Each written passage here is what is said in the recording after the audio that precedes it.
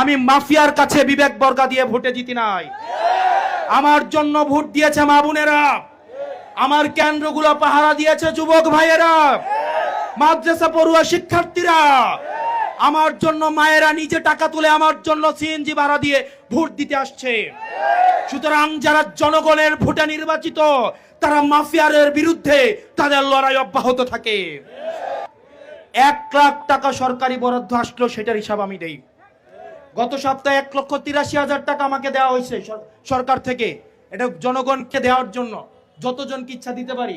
1,83,001 টাকা করেও দিতে পারি, 10,000 টাকা করে দিতে পারি, এটা আমার ইচ্ছা। আপনারা আপনাদের এলাকার এমপি হিসাব দেয়? হিসাব দেয়? হিসাব দেয়? মনে রাখতে হবে, সরকার যে টাকা আমাকে দেয় এই টাকা আমার বাপের টাকা না। সরকার যে বাসায় আমাকে থাকতে দেয় এটা আমার বাপের বাসা না, এটা জনগণের টাকা, আপনার ট্যাক্সের টাকা। সুতরাং এই ট্যাক্সের পয়সার একটা পয়সার হিসাব চাওয়ার অধিকার আপনার আছে। নির্বাচন করেছি বিএনপির বিরুদ্ধে, আওয়ামী লীগের বিরুদ্ধে। আমার নির্বাচনে বিএনপি এবং আওয়ামী লীগ স্বৈরাচার মিলেমিশে একাকার হয়ে গিয়েছে।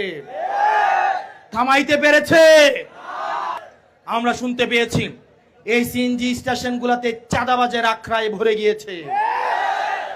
আমার উপজেলায় খোঁজ নিয়েন, আমার উপজেলায় খোঁজ নিয়েন, কোন সিএনজি স্টেশনে চাঁদাবাজি নাই। এই সিএনজি স্টেশনে চাঁদাবাজি চলে না? আমারটাই নাই কেন? আমারটাই নাই কেন? কারণ আমি মাফিয়াদের সাথে কম্প্রোমাইজ করি না। আপনাদের এলাকায় ইটভাটা আছে? ইটভাটা আছে? এগুলো চলতেছে না?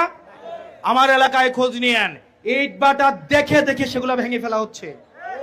আমার এলাকায় কেন ভাঙতে পারি? কারণ আমি মাফিয়ার কাছে বিবেক বর্গা দিয়ে ভোটে জিতি নাই। আমার জন্য ভোট দিয়েছে মা বোনেরা, আমার কেন্দ্রগুলো পাহারা দিয়েছে যুবক ভাইয়েরা, মাদ্রাসা পড়ুয়া শিক্ষার্থীরা, আমার জন্য মায়েরা নিজে টাকা তুলে আমার জন্য সিএনজি ভাড়া দিয়ে ভোট দিতে আসছে।